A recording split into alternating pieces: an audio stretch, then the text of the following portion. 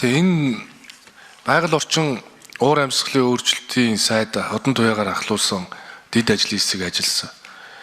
Тэгээ би энэ дэд ажлын хэсгийнхэнд бас сэтгэл хангалуун байна.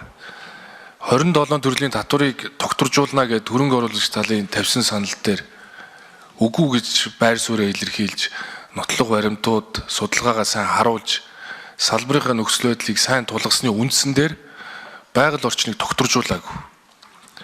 Нэгэсэндээ тухайн үеийн хууль эрх зүйн орчнороо шийдэгдээд явна. Дээрээс нь ус бохирдуулсан бол агаар бохирдуулсан бол энэ төлбөр авах ёстой. Энэ төлбөрийг засгийн газрын өөр өгөөж тооцоогүй. Энэ бол ус бохирдуулсан бол эргээд тэр нөхөн сэргээг ажилтан тэр мөнгийг зарцуулдаг болохоос энэ бол засгийн газрын өөр өгөөж биш байхгүй. Түрүүн би байгаль орчин дээр хэлж штэ. Байгаль орчны үнэлгээн дээр бол нэг тэр тогтворжуулаагүй. Хоёрт бол усны нөөц, гормын чанарын төлөв байдал, байнгын ажиглал шинжилгээ хийсэн. Байгаль орчны нөлөөлөх байдлын наривчсан үнэлгээ хийгдсэн. Техник эдийн засгийн үндэслэлээр байгаль орчны мониторинг, геоэкологийн судалгаа, цацрагийн хяналтын асуудлуудыг тусгасан. Хог хаягдлын менежмент, цацрагийн хамгаалалт, аюулгүй ажиллагааны хангуулах үүргийг хөрөнгө оруулагч талд хүлээлгэсэн. За, уран агуулж байгаа давхаргын дээр орших ус давхаргыг агуурхай ашиглалтын үйл ажиллагаанд ашиглахыг хатуу хориглоод байгаль орчин цацрагийн чиглэлээр 3 жил тутамд хөндлөнгийн аудит хийлгэх үүргийг хөрөнгө оруулагчид хүлээлгэсэн. Орон нутгийн хөгжилд 1 сая долларын тэр дөрвөн санхүүжилтийг хийхээс гадна орон нутгийн хөгжил дээр нөгөө дид бүтцийн бүх бүтээн байгуулалтуудыг шууд уурхай зогсны дараа шилжүүлэх үүргийг хүлээлгэсэн.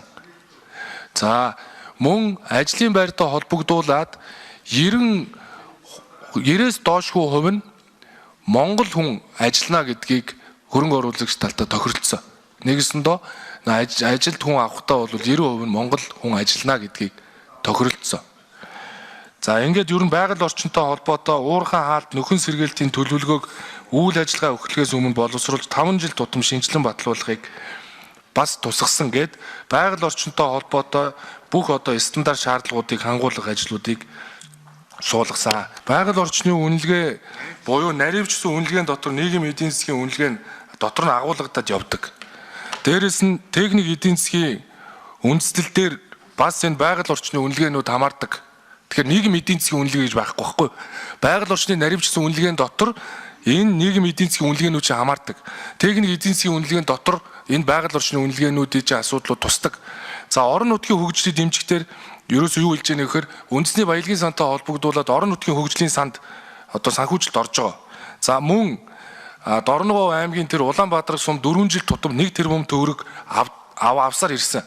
Энэ мөнгө 2028 он хүртэл үргэлжлэн уурхай ашиглаж эхэлсний дараа 1 сая доллар болно.